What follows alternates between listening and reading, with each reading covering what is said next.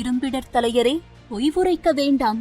அம்மா, தாங்கள் என் தந்தையிடம் பேசிக் கொண்டிருந்ததை நானும் கேட்டேன். கேட்டுவிட்டாயா?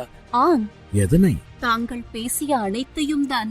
சரி வானவல்லி, எப்படி பேசலாம் என நினைத்ததை நீயே அறிந்து கொண்டாய். உனது முடிவு என்ன? எனது முடிவா? ஆம். தாங்கள் அனைத்து முடிவையும் எடுத்துவிட்டுத்தானே வந்தீர்கள்.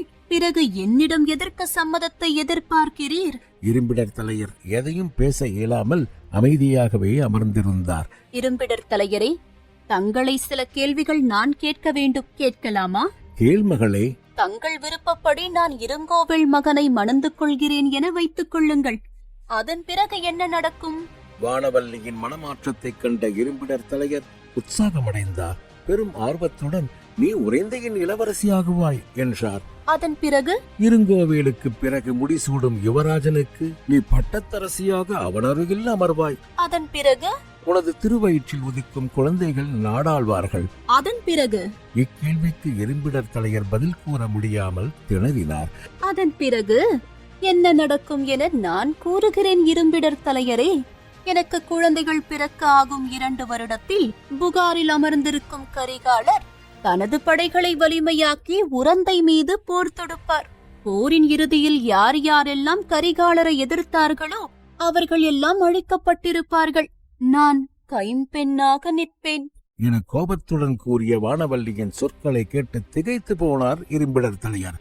உடனே சுதாரித்துக் கொண்டவர், மகளே, நீ நினைப்பது போல எந்த விபரீதமும் நடக்காது.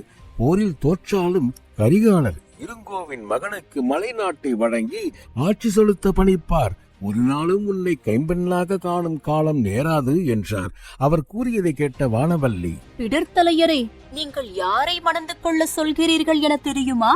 யாரை கொல்லாமல் என் தலைவர் என்னை மணக்க மாட்டேன் என மக்கள் திரள் முன் சூளுரைத்தாரோ அவனையே நான் மணக்க வேண்டும் என்று என்னிடமே அறிவுரை கூறுகிறீர்கள் என்றவாறே கோபத்தில் மேல்மூச்சு கீழ்மூச்சு வாங்கினாள். பிறகு, இரும்பிடர் தலையரே, ஒன்றை மட்டும் நினைவில் கொள்ளுங்கள்.